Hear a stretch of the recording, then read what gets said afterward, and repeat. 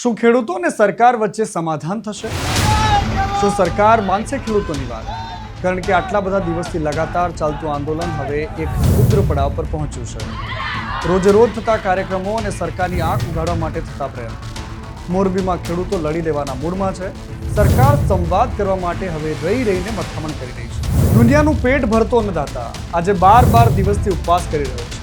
શું થઈ રહ્યું છે? આખરે કેમ સરકાર અને ખેડૂતો વચ્ચે કોઈ કડી નથી સધાતી કે જેના કારણે સમાધાનનો કોઈ રસ્તો નીકળે? આટલા બધા દિવસથી ઉપવાસ કરતા ખેડૂતો સરકારને દેખાતા કેમ નથી? કલેક્ટર આવીને ગયા, એસડીએમ પણ આવીને ગયા.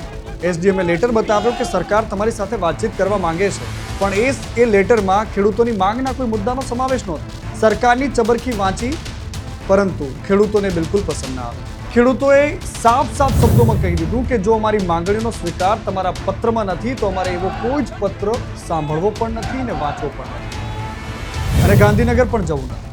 હવે પ્રશ્ન એ થાય છે કે આખરે આંદોલનનો ઉકેલ શું છે?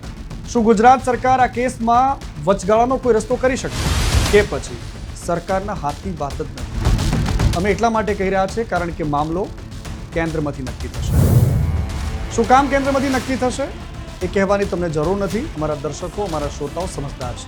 આ આખી કહાની તમારે જો સાંભળવી છે તો એકવાર મારી ચેનલને સબસ્ક્રાઇબ કરો, લાઇક કરો અને મારા વિડીયોને તમે બને એટલા શેર કરો.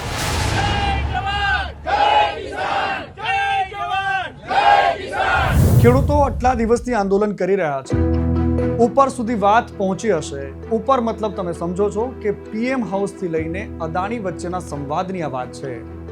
શું અદાણી ખેડૂતો જેટલું વળતર માંગે છે એ આપશે ખરા? આનો જવાબ ન તો ખેડૂતો પાસે છે ન ગુજરાતની સરકાર પાસે છે. તો હવે ગુજરાત સરકારની શું ભૂમિકા છે આમાં? ભૂમિકા એ છે કે ખેડૂતોની માંગણીનો યોગ્ય પ્રસ્તાવ નક્કી કરીને ઉપર સુધી જવા દેવો. જો કે અધિકાર એ ગુજરાત સરકારના જ ક્ષેત્રમાં આવે છે, કાર્યક્ષેત્રમાં જ આવે છે. તો ગુજરાતનું ઉર્જા વિભાગ આ મામલે શું વિચારી રહ્યું છે? આટલા બધા દિવસ પછી પણ કોઈ પણ જાતનું કોઈ ક્લિયર સ્ટેન્ડ સરકાર વતી કેમ નથી આવતું?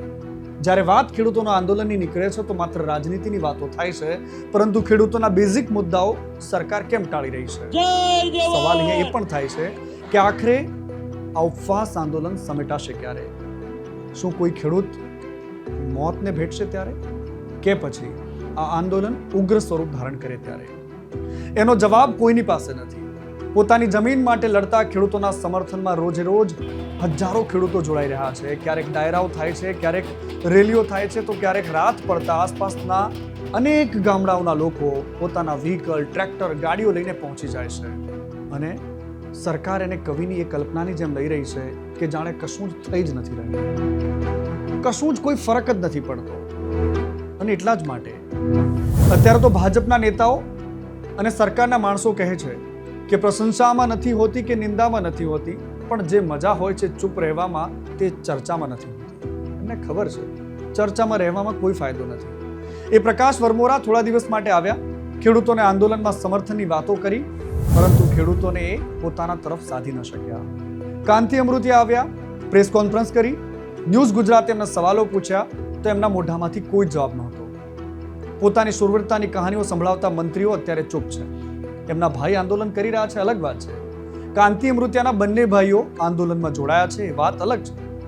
પરંતુ એક બીજી બાજુ છે કે જે આમ આદમી પાર્ટીના નેતાઓ ઉપવાસ આંદોલનની ચીમકી ઉચ્ચારે છે, અને કોંગ્રેસ કે જે પાલ આંબલિયા અને લાલજી દેસાઈના આગેવાનીમાં આંદોલન કરતી હતી, એ લાલજી દેસાઈને અત્યારે કોંગ્રેસે એમને સેવાદળના રાષ્ટ્રીય અધ્યક્ષમાંથી નવરા કરી દીધા છે.